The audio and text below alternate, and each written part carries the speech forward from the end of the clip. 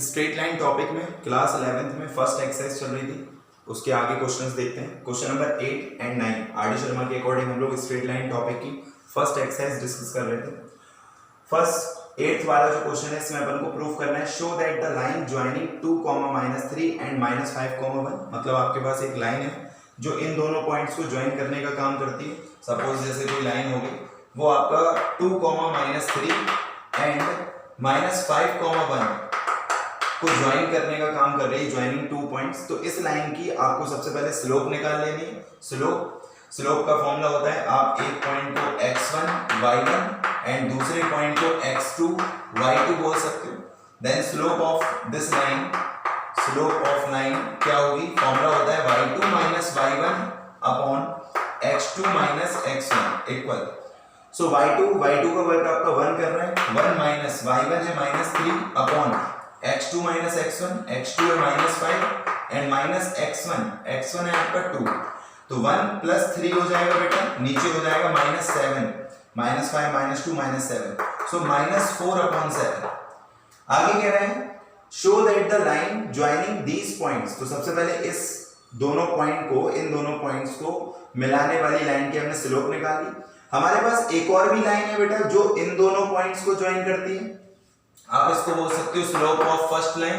ऐसे हमारे पास दूसरी लाइन भी है, वो इन दोनों पॉइंट्स को ज्वाइन करने का काम कर रही है। मान लो एक पॉइंट है आपका 7, -1 और एक पॉइंट है आपका 0, 3।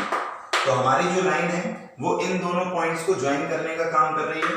ये आपका x1 y1, ये हो गया आपका x2 y2, ठीक है। अब आपने स्लोप निकाली इस लाइन की भी, इसको सेकंड बोल दो। तो slope of second line equal y2 - y1 upon x2 - x1 equal y2 के प्लेस पर आप 3 रखोगे, 3 माइनस y1 जो कि है -1 अपॉन x2 है आपका 0 माइनस x1 है 7। सो 3 + 1 अपॉन -7 आपको मिला -4/7। आप देख रहे हो दोनों लाइन की स्लोप बराबर आई है। फर्स्ट लाइन की स्लोप को m1 बोल दो, m1, और दूसरी लाइन की स्लोप को आप m2 बोल सकते हो, m2। तो m1 और m2 दोनों की वैल्यू सेम है, दैट्स व्हाई आप बोल सकते हो कि दोनों लाइन हमारी पैरेलल होगी, because you know about the condition of the parallel lines, if their slopes are equal, so you can say lines are parallel to each other. So because m1 = m2, that's why these two lines are parallel to each other. Now ninth question, in ninth question you have to prove, show that the line joining 2, -5 and -2, 5 is perpendicular to the line joining these 2 points. Again in this question you have given 2 lines and these 2 lines are joining point 2, -5 and -2, 5, and the second line joining 6, 3 and 1, 1 respectively. So first of all you need to find the slope of first line. So first line is there which joins 2 points, 2, -5. This one is 2, -5 and another point is -2, 5. So consider x1 y1 and x2 y2.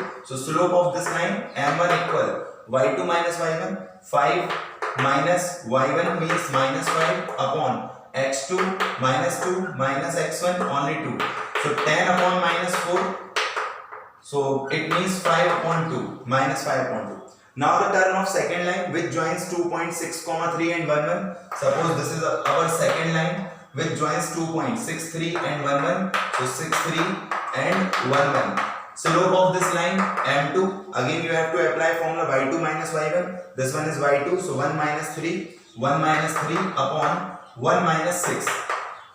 So your answer is -2 upon -5. So answer is 2/5. This one is m2. Now in this question you need to prove our lines are perpendicular to each other. In this question you shown lines are parallel. So condition of parallel lines is slopes are equal, m1 = m2. But in the case of perpendicular lines you know very well the condition of perpendicular lines is m1 × m2 = -1. So m1 × m2 = -1, m1 × m2 = -1. In place of m1 you have to write -5/2.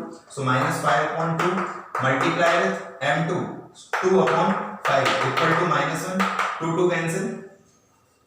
You need to show that beta m1 × m2 = -1. That's why just take m1 and m2 and you have to get this value -1.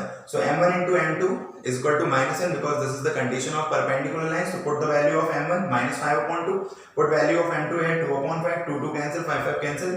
You will get answer -1. So because the answer is -1, that's why we can say these lines are perpendicular to each other. Thank you so much.